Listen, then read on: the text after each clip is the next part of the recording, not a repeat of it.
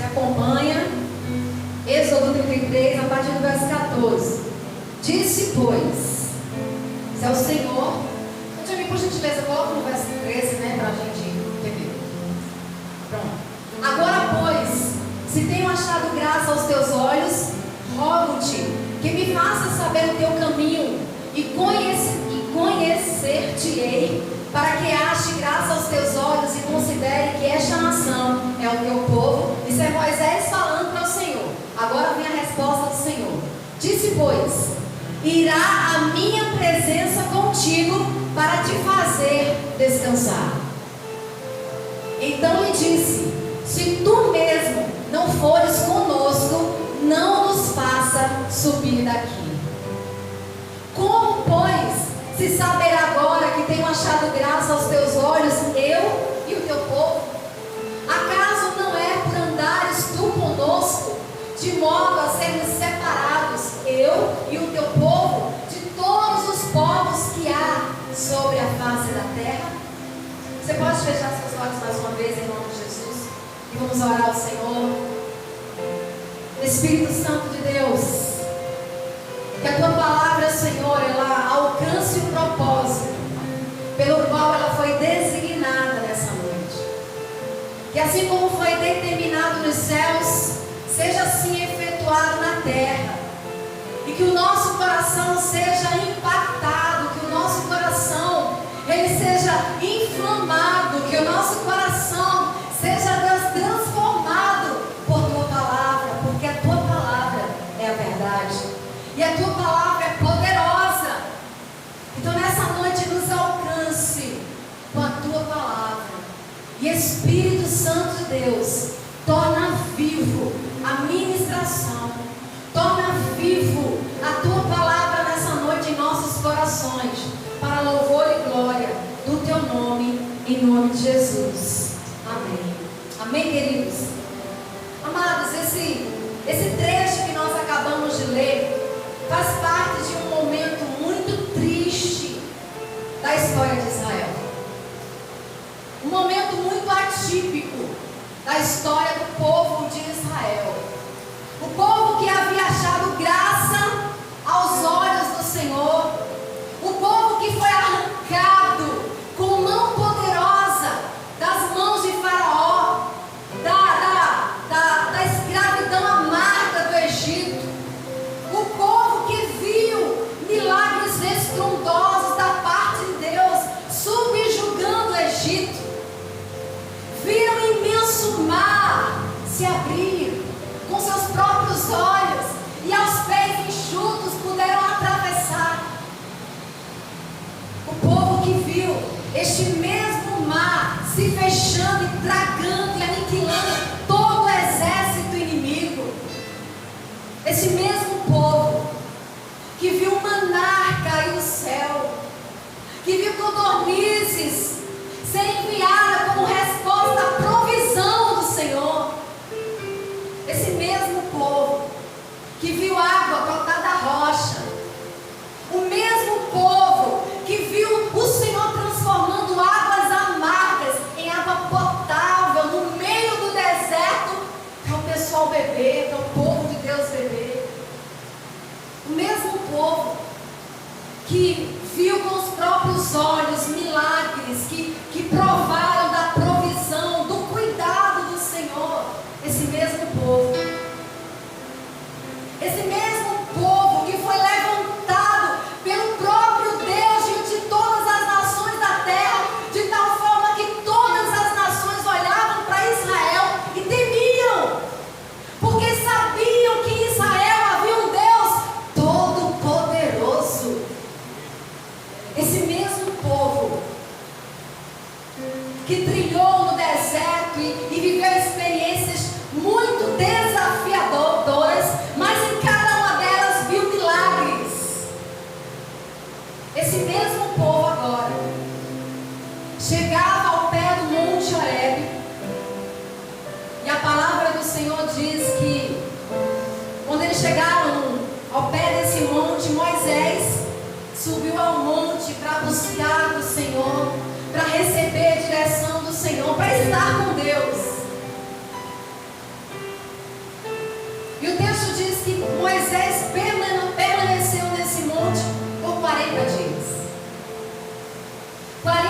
dias em consagração, buscando ao Senhor. E nós sabemos que ele estava lá, tendo experiências com Deus, porque está registrado. Mas até então o povo não sabia absolutamente nada do que estava acontecendo. Não tinha WhatsApp naquela época para Moisés no cume do monte dizer: ó pessoal, fica de boa aí porque eu estou aqui buscando o Senhor. Não.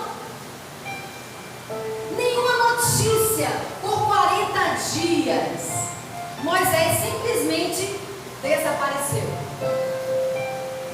Mas está relatado no texto que Moisés estava naquele monte buscando o Senhor, tendo experiências poderosas, ouvindo a voz de Deus, recebendo direções do Senhor a respeito da travessia, de como eles iam possuir a terra. E lá em cima no monte, enquanto Moisés buscava ao Senhor naquele tempo ali de consagração, o Senhor comunica a Moisés que o povo lá embaixo havia se corrompido, que o povo de Deus, a nação santa, o povo escolhido do Senhor, o povo eleito de todas as nações da terra, passaram a se corromper. O texto diz que pela demora de Moisés, alguns líderes se aproximaram de Arão, o irmão de Moisés. Falaram: Arão, Moisés está demorando demais, a gente não sabe exatamente o que aconteceu. Então, faz para a gente aí um Deus para que possamos adorá-lo, para que a gente não fique aqui sem direção, para que a gente não fique aqui tão disperso. Então faz aí alguma coisa, faz um Deus, forja um Deus para que a gente possa adorá-lo. Como pode, irmãos? Como pode? A gente fica surpreso com o tamanho pedido.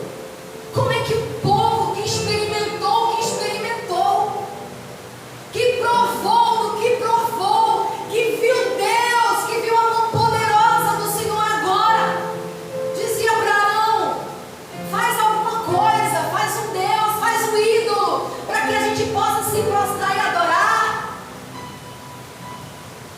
E de forma insana, insensata, Arão convoca o povo, dizendo que todo o povo agora deveriam trazer todos os atavios, todos os enfeites, todos os adornos, as pulseiras de ouro, os brincos de ouro, os colares de ouro, para que ele pudesse forjar um Deus.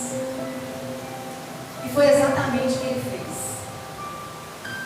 Ele recolheu de todos os adornos, enfeites, atavios, tudo que o povo tinha ofertado para a construção de um bezerro de ouro. E quando ele prepara, ele conclui o bezerro de ouro, o texto diz que o povo de Israel passam a adorar e a se prostrar diante desse bezerro de ouro. E de forma tão frenética, porque eles adoravam, eles dançavam, eles festejavam e ao mesmo tempo se prostituíam, praticavam imoralidades, se desviavam completamente da conduta, se desviaram completamente dos princípios, violaram, transgrediram, pecaram contra o Santo de Israel.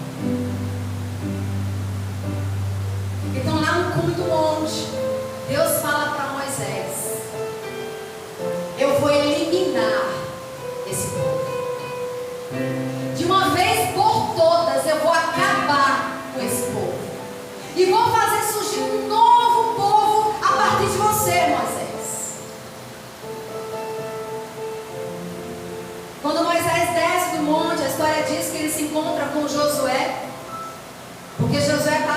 de ação aguardando. Josué não estava com o povo. Ele tinha ido com Moisés, mas em determinado lugar ele ficou lá, estabeleceu lá. E enquanto Moisés estava lá em cima, Josué estava ali. E era Deus já preparando para coisas futuras. Estava ali aprendendo com Moisés o tempo todo. Aprendendo e fazendo o máximo, absorvendo tudo que ele podia absorver de Moisés. Ele estava ali. E quando eles iam se aproximando, Josué fala: que voz é essa? Que músicas são essas? Será que é de batalha? Será que o povo está batalhando? E Moisés fala: não, Josué, isso não é música de batalha, não. Isso é música de festa. Isso é música de celebração. Isso é música de dança. Isso é música de alegria. Amados, o texto diz que quando Moisés se aproxima do povo e ele vê aquela cena de um povo freneticamente adorando o bezerro de ouro, aclamando o bezerro como seu Deus, aclamando, dizendo que era o bezerro que os tinha tirado da escravidão do Egito.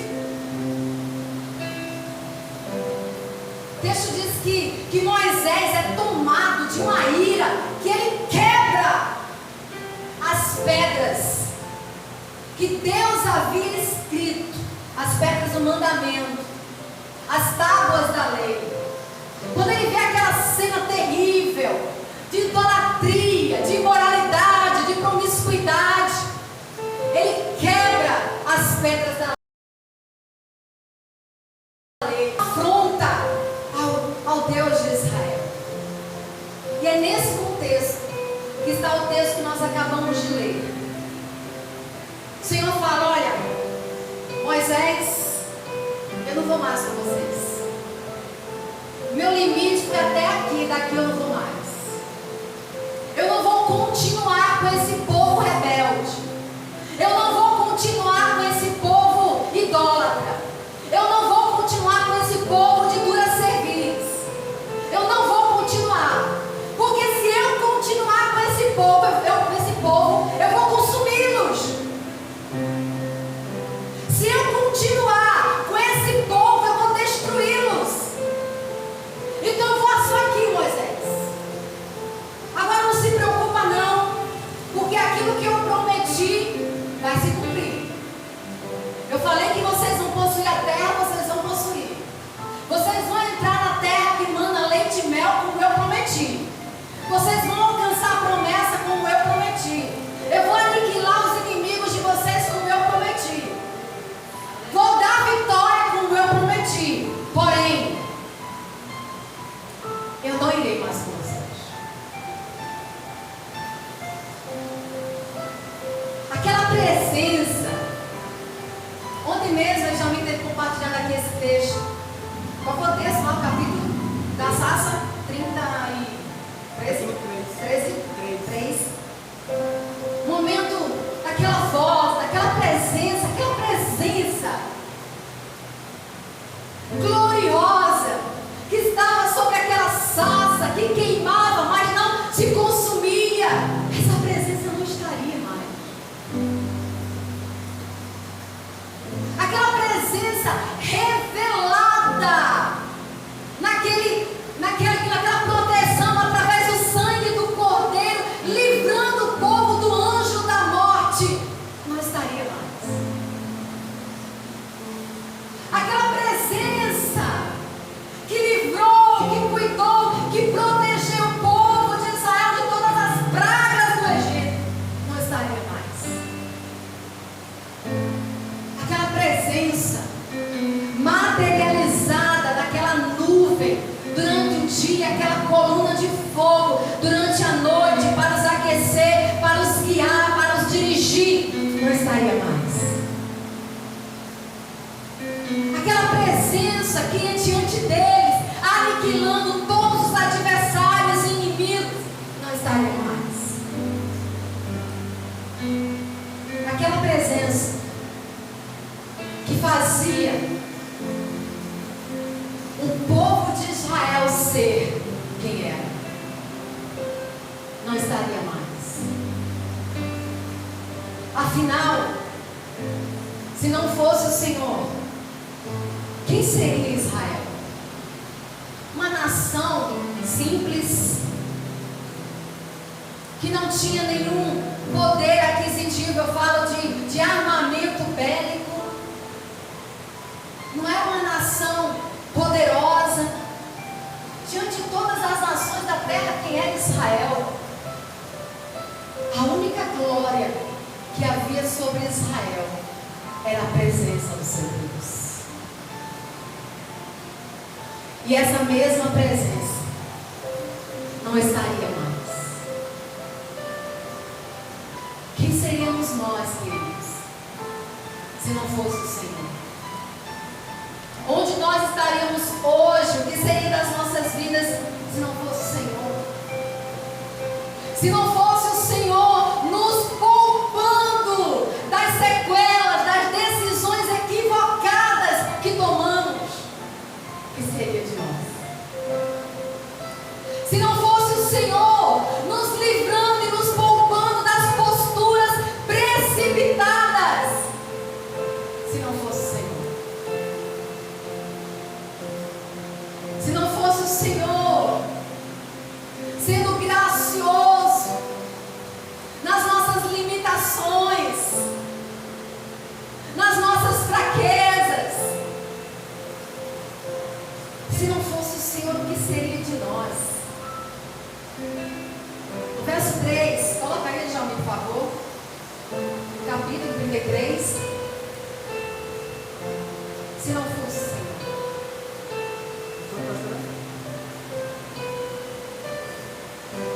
Após Moisés ter dito ao Senhor: ó Deus, se o Senhor não for conosco, não nos faça subir daqui. Verso 3.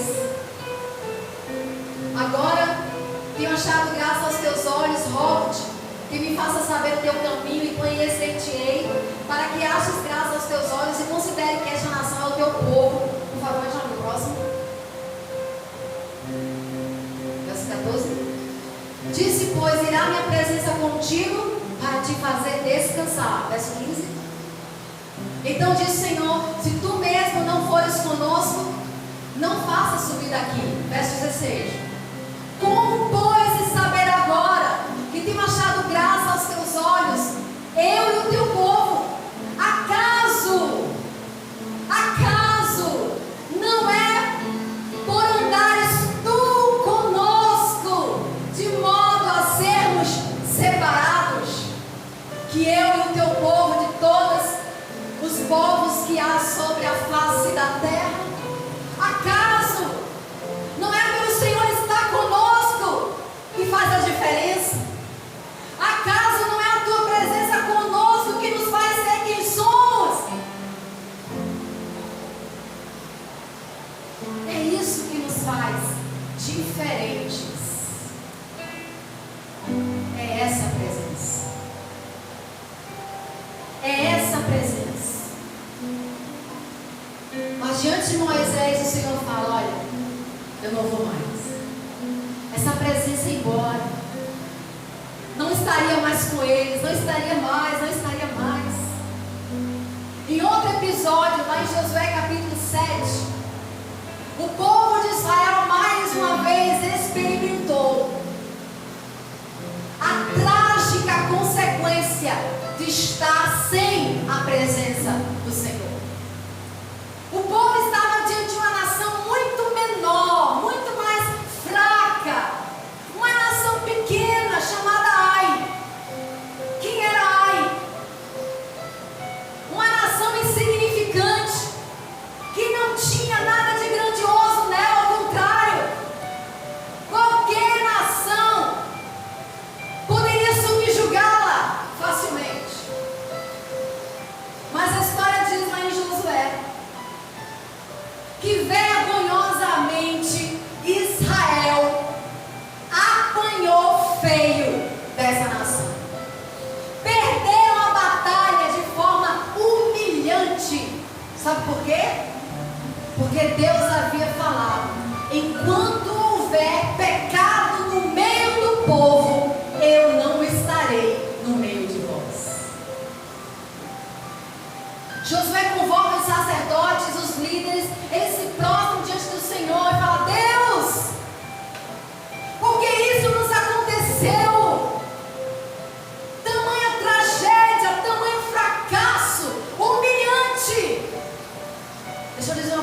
você, meu querido.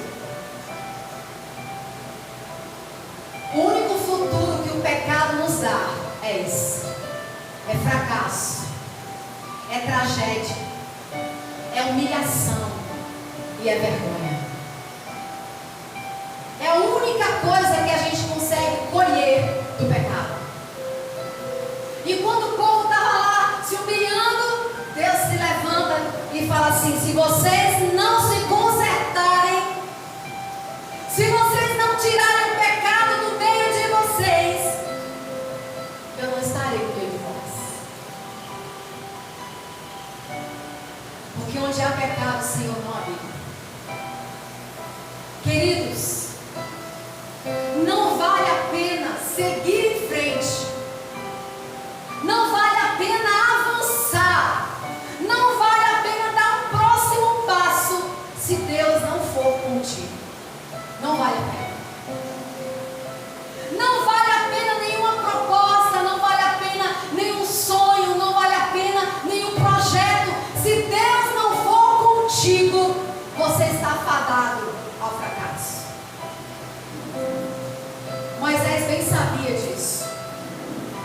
Que mesmo o Senhor garantindo que eles iriam possuir a terra prometida, Moisés falou: ah, Senhor, o que é a terra prometida sem a tua presença?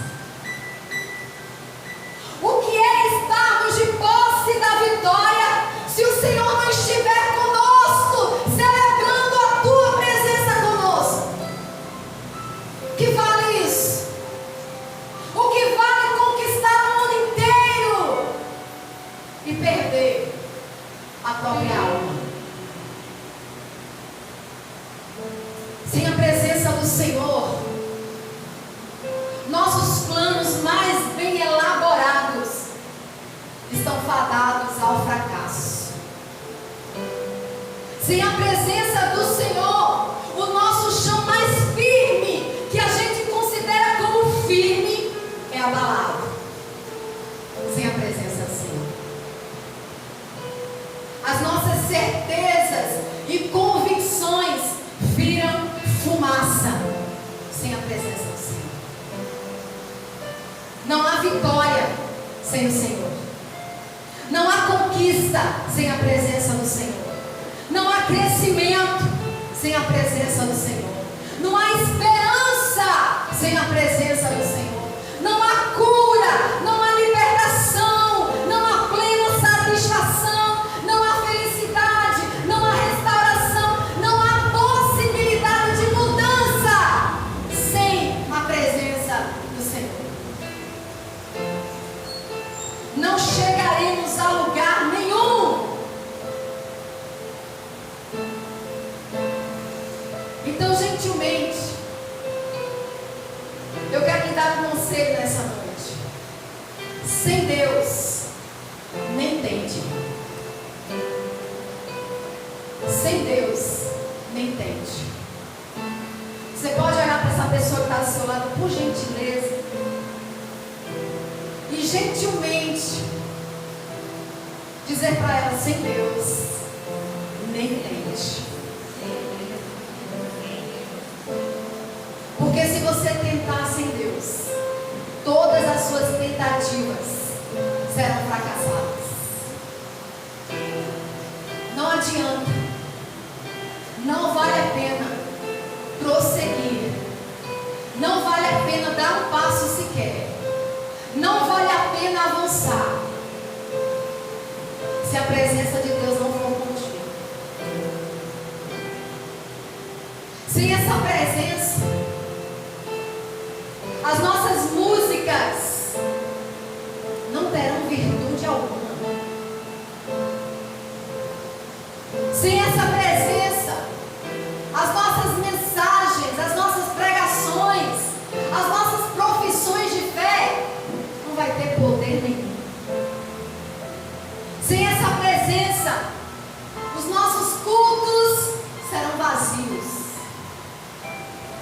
Sem essa presença, os nossos corações não se converterão. Sem essa presença, as pessoas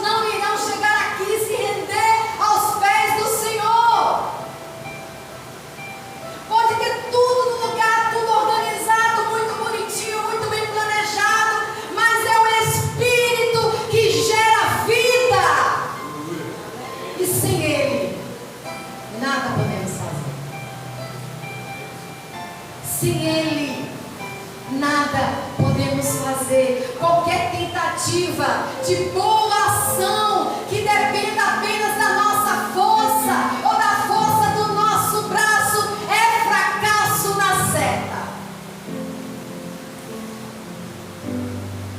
Foi Moisés compreendendo isso que ele disse ao Senhor: eu jamais seguirei. Eu jamais seguirei se o Senhor não for comigo. Mesmo o Senhor me garantindo que nos colocará na terra que o Senhor nos prometeu, eu não irei. Mesmo o Senhor me prometendo todas as vitórias, todos os sucessos, todas as realizações deste mundo, eu não irei. Porque Moisés sabia muito bem que sem Deus ele nem teria saído lá das terras do seu sogro, fugindo com medo de Faraó. Sem Deus ele jamais conseguiria. Talvez para alguns, ou melhor dizendo, talvez para muitos, isso já seria uma questão resolvida. Senhor, tá bom então, se o Senhor não for, mas se o Senhor estiver garantindo que tudo vai estar tranquilo, que eu vou estar de boa, que a gente vai possuir a terra, que a gente vai estar lá, deitado sobre a rede, né, desfrutando da terra que mana leite e mel, que mana leite e mel, então tá de boa. O Senhor garantindo que a gente vai ter vitória, tá de boa. O Senhor garantindo que vai ser só tranquilidade, tá de boa. Tá de boa. É verdade ou não é, irmãos? Porque é bem verdade que muitas pessoas, isso não é só nessa geração, é desde o tempo de Jesus, porque até o próprio Jesus falou: vocês me seguem por causa de quê? Por causa do pão. Tira o pão para você ver. Tira as bênçãos. E se Jesus não tivesse te prometido nada, você estaria aqui? E se Jesus não tivesse te prometido que você teria vitórias, que você ia conquistar coisas maravilhosas nessa terra, que você ia reinar sobre essa terra, você estaria aqui?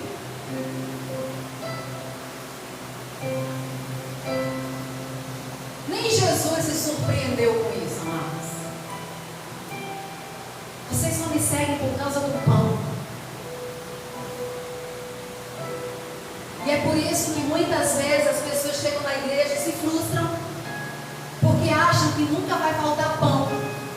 O pão aqui, amados, é uma linguagem simbólica representando muita coisa, tá? Então muita gente chega nas igrejas, vai para a igreja porque não vai me faltar pão nenhum. Vai me faltar nada, eu agora vou viver. Se eu tinha uma casa, eu agora vou ter duas, vou ter três, vou ter quatro. Se eu tinha um carro, agora eu vou ter eu vou ter vários carros na garagem. Se eu tinha uma moto, eu vou ter uma moto, eu vou ter, aí vai. Eu não estou dizendo que é errado você desejar isso, não é isso. O foco não é esse. Mas eu estou dizendo que hoje, assim como foi na época de Jesus, as pessoas simplesmente seguiam apenas pelas vantagens. Pergunta para um cristão que foi lançado nas arenas para ter seu corpo devorado por feras, se eles estavam ali apenas por causa de um pão.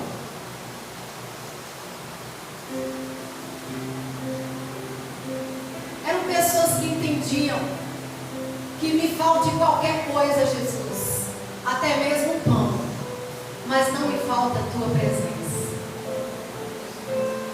Amados, como nós precisamos disso?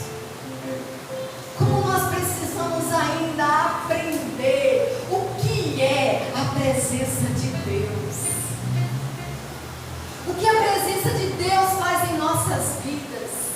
E valorizar essa presença mais do que tudo. Porque para Moisés, melhor do que ter a bênção era ter o Deus da bênção. Porque quando você só segue pelas bênçãos e chega um determinado momento que as bênçãos não chegam, você abandona a fé. Mas quando você está aqui por causa do Deus da bênção, a bênção pode até me faltar, mas o Deus da bênção nunca me falta. Ele é o meu pastor e Ele nunca me faltará. Você pode dizer, pastor, mas eu já sei o que é isso. Eu amo a presença do Senhor mais do que tudo na vida. Deus é tudo para mim, a razão do meu cantar, a razão do meu viver. Talvez até seja apenas na teoria. Porque na prática o comportamento diz outra coisa. Inclusive, alguns comentaristas até se levantam em defesa de Israel, dizendo que na verdade o povo fez o bezerro de ouro não era para colocar no lugar de Deus, era apenas uma simbologia de que Deus estava entre eles. No entanto, o bezerro claramente representava uma afronta ao Senhor. Porque qualquer coisa que assuma o lugar de Deus na nossa existência é um Deus. Porque a gente acha que idolatria é só você adorar imagens de escultura. Idolatria é tudo aquilo que ocupa o lugar de Deus na sua vida. E o que é que tem ocupado a sua vida?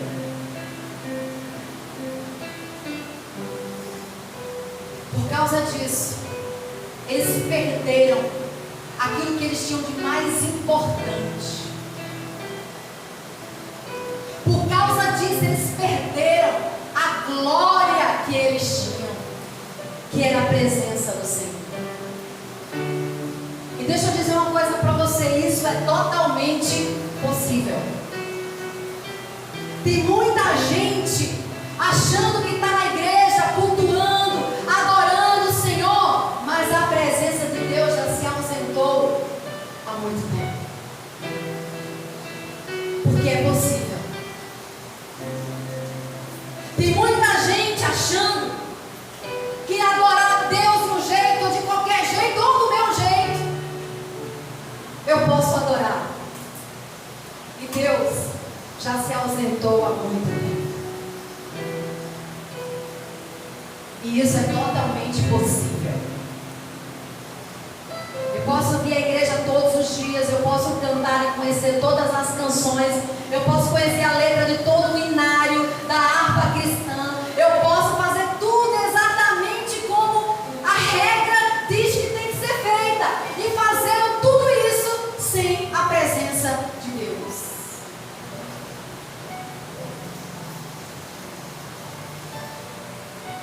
Um exemplo claro que nós temos disso é Saul. Lá em 1 Samuel, no capítulo 15, fala de um episódio que a nação estava diante dos filisteus. Os filisteus estavam acampados para guerrear contra Israel. E o povo ficou apavorado. O povo não sabia o que fazer. E Saul tinha recebido a notícia de que Samuel viria para sacrificar o Senhor e ter a direção do Senhor. Só que Samuel estava demorando. E o povo se dispersando. E o povo amedrontado e Saul preocupado.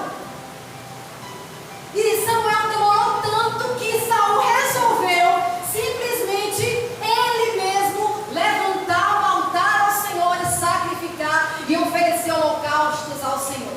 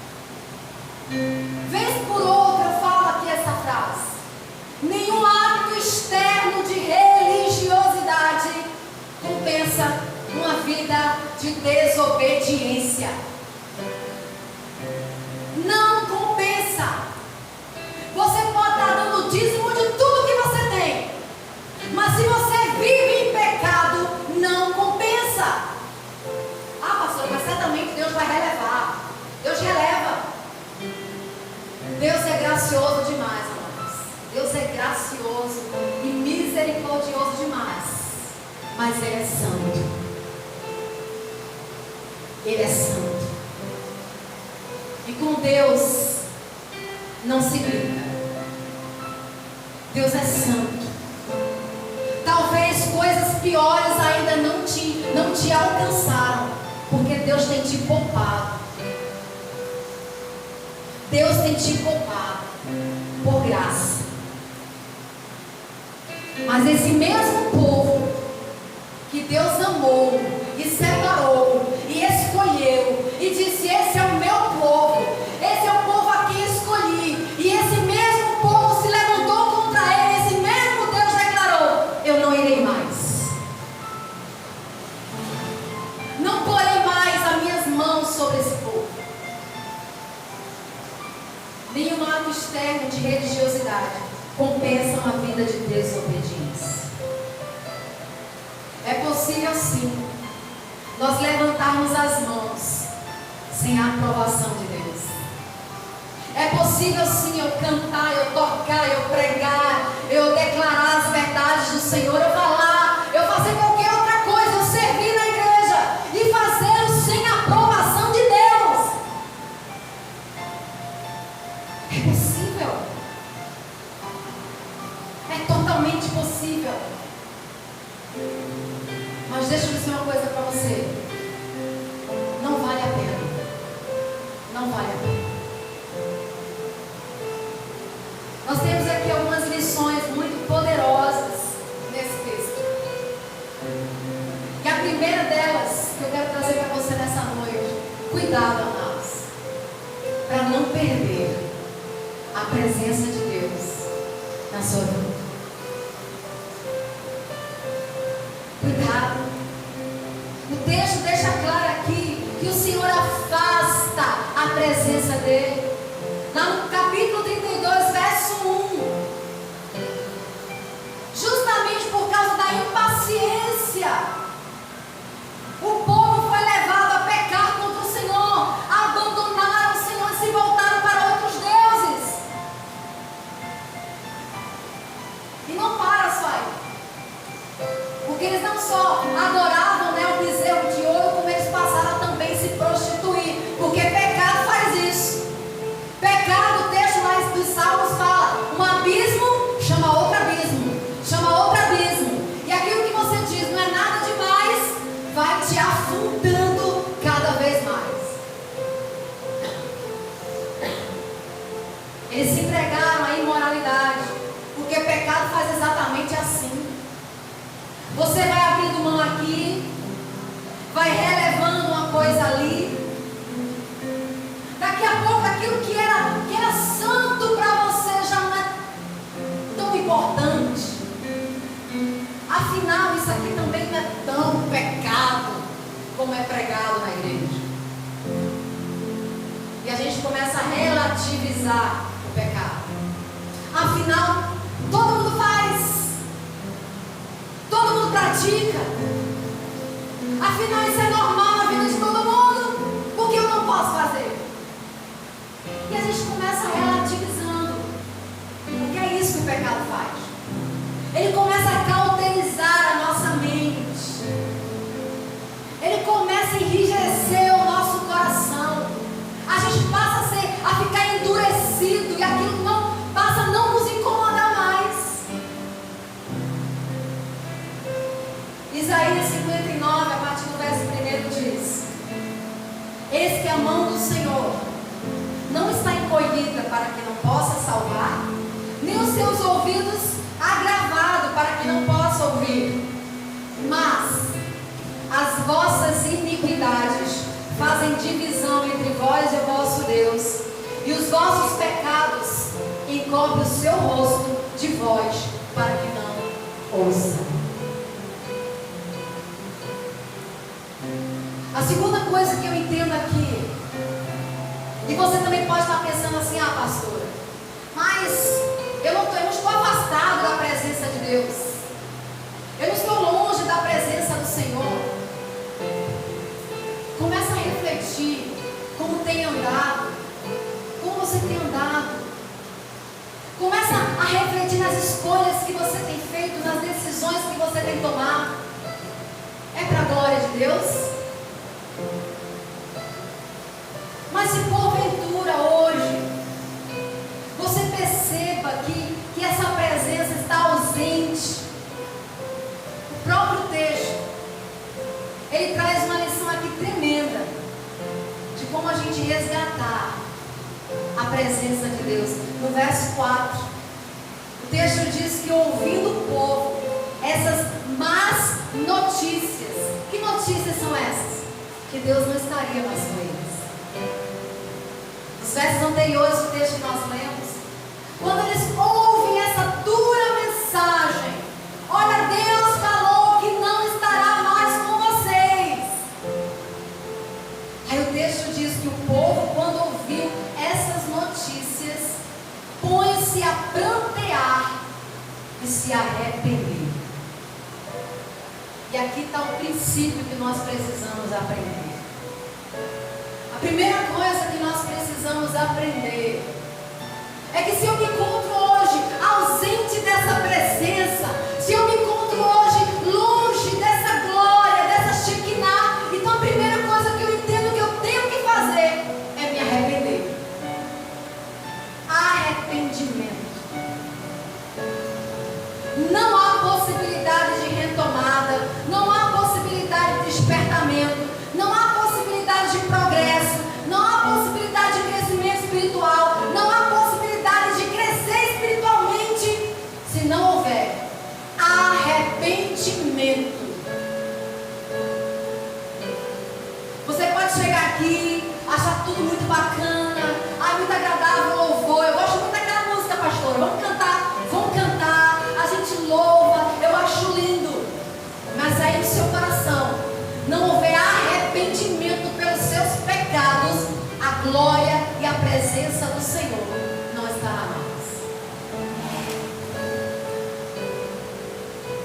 O momento mais crítico das nossas vidas é quando pecamos e não sentimos mais tristeza por termos pecado contra o Senhor. Esse é o pior nível que a gente pode chegar. É quando eu sei que é pecado, que Deus chama de pecado, que a palavra chama de pecado, mas isso não me incomoda mais. Esse é o momento mais crítico da sua vida. Então meu conselho para você nessa noite: se lance aos pés do Senhor bem depressa, para que haja salvação para a tua alma. E a segunda coisa é que nós precisamos de coragem para romper o que nos afasta dessa presença. Olha que coisa interessante, verso 4 e verso 5. Deus fala ao povo: tirem os atavios, os adornos, os enfeites. Poxa, pastor, será que Deus está dizendo aqui então que Ele não aprova enfeites, Ele não aprova brinco? Agora para as mulheres não usarem mais nada dessas coisas? Tem nada a ver isso. O contexto não tem nada a ver com isso.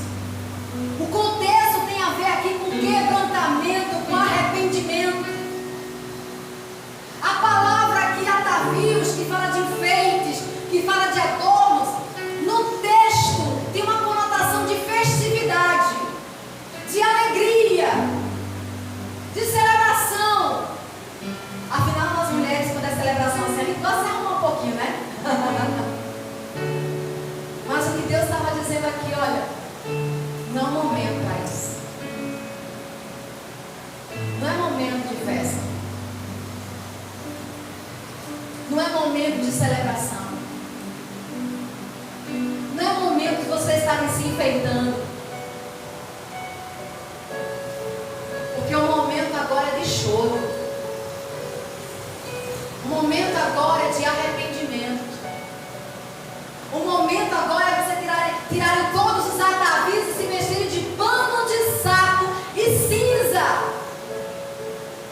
E baterem no peito dizendo: Deus, tem misericórdia de mim, que sou pecador.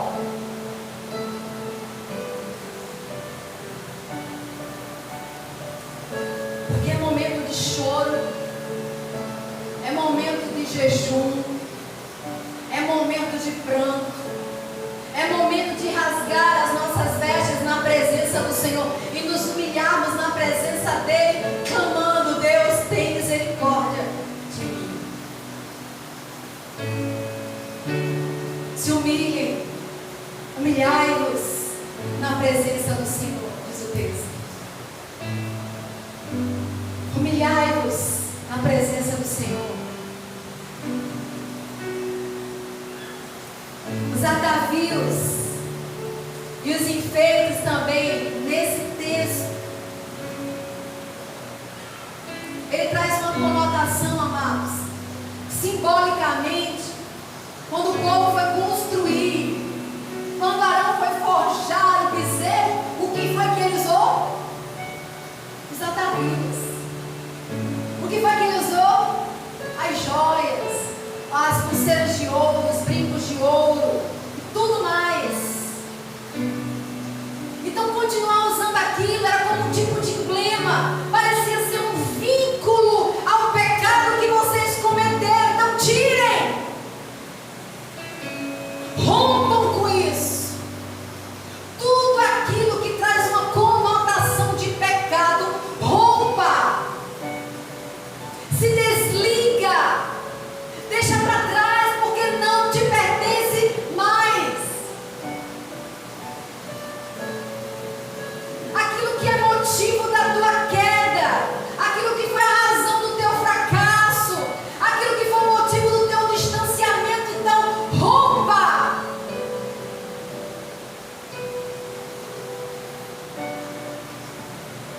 Quebre definitivamente e de uma vez por todas. Se é isso que te amarra ao passado, se é isso que te amarra ao pecado, então quebra, irmão. Quebra. Quebra esse laço, em nome de Jesus. Porque você é livre pelo sangue do Cordeiro, amém? Amém. Em nome de Jesus. Elimine qualquer possibilidade de ser induzido, inflamado ou seduzido ao pecado. Elimine, elimine. Porque para pecar, amados, não tem forte não. Ou você foge, ou você cai. É por isso que a Bíblia lá diz: ao diabo a gente tem que fazer o quê? Resista. Em nome de Jesus. Mas o que diz respeito à tentação, o texto diz: fuja. Fuja. Fuja. Fuja. Para alguns, o gatilho pode ser um lugar, pode ser um ambiente que não cabe mais para você. Para outros, pode ser um site, pode ser um filme, pode ser uma rede social, pode ser uma amizade. Rompa com isso, em nome de Jesus, porque senão o que você tem mais de precioso na sua vida, você vai perder. Gostaria que a igreja se colocasse de pé em nome de Jesus.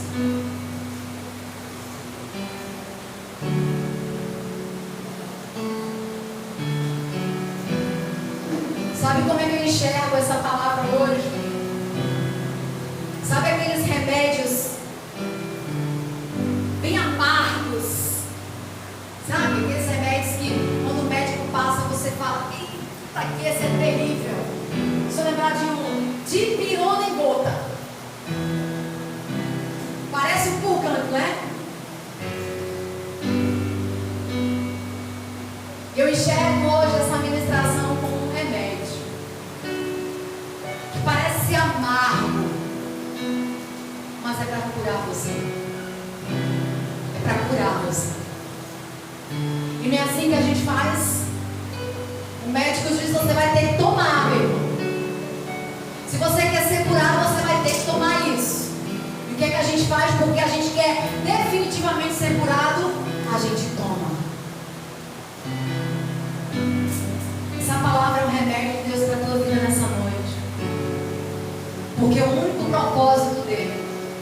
é te curar nessa noite, é te libertar nessa noite, é fazer com que você não perca a sua presença. E deixa eu ainda te falar, está muito próximo disso acontecer.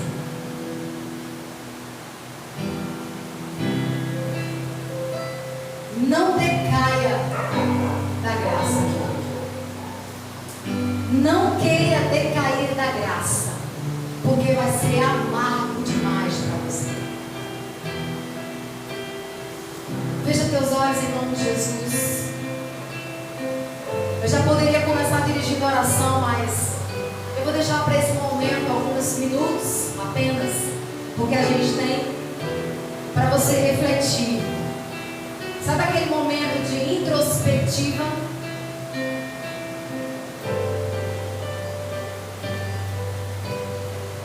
Ouça o Espírito de Deus falando nessa noite. Não vale a pena continuar assim. Não vale a pena persistir no que você tem persistido.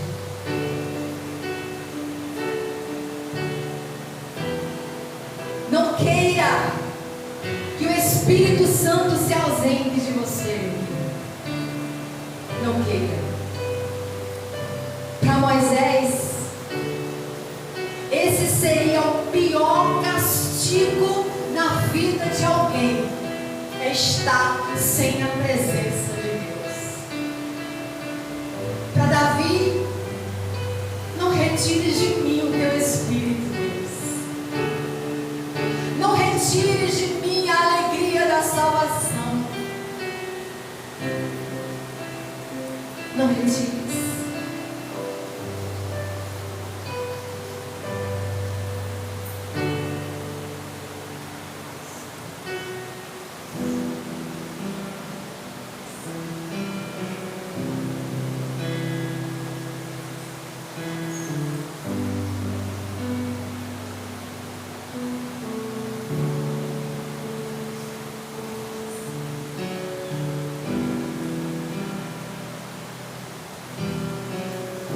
Senhor, nós não queremos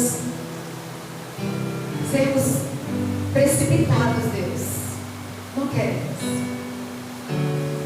Não queremos ser precipitados, ó Deus, e fazer votos diante do Senhor, votos que o nosso coração ainda não está predisposto a cumprir. O que nós te pedimos é que o Senhor tenha misericórdia de nós. Se porventura temos andado loucamente,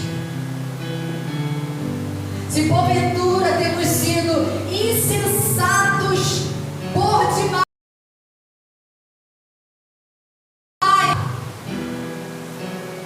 sem a responsabilidade ou a consciência de que estamos diante da presença de um Deus santo, de um Deus vivo e de um Deus que todas as coisas estão diante dele.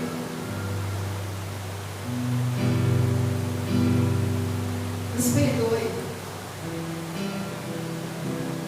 Nos perdoe se não temos dado o valor devido à tua presença. Nos perdoe se não temos dado, Senhor, a importância, a relevância que é a tua presença nas nossas vidas. Nos perdoe. Nos perdoe. Nos perdoe. E como diz a tua palavra, louco, do que adianta ganhar o mundo todo? Ainda hoje pedirão a tua alma o que tens preparado, e para quem será?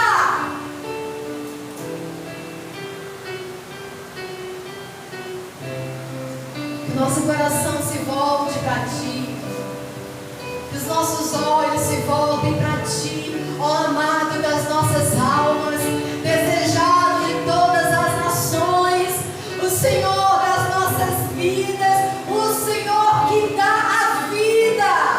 Atrai os nossos corações para ti, porque o que é a vida, Senhor?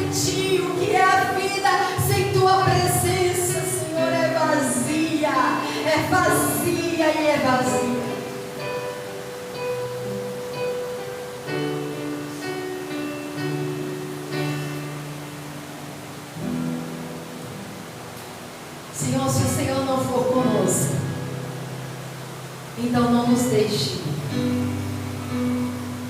Se o Senhor não for conosco, não nos deixe prosseguir. Se o Senhor não for conosco, não nos deixe avançar. Porque Tu és, Deus, o nosso maior tesouro e a nossa porção. Em nome de Jesus. Amém. Tarcísio, gostaria de chamar Tarcísio, que vai estar interpretando a bênção apostólica. Então, Tarcísio não está nesse momento. Vamos orar encerrando o nosso culto, recebendo também a bênção apostólica, para que a graça do Senhor te acompanhe, para que a bondade do Senhor continue te acompanhando. Olha, amados, porque a hora não nos permite mais, mas eu gostaria de fazer vigília de novo hoje,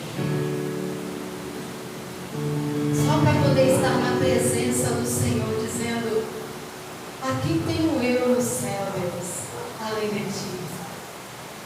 A quem tenho eu no céu, além de Ti? E na terra não há quem deseje mais para Ti. A minha alma tem sede de Deus, do Deus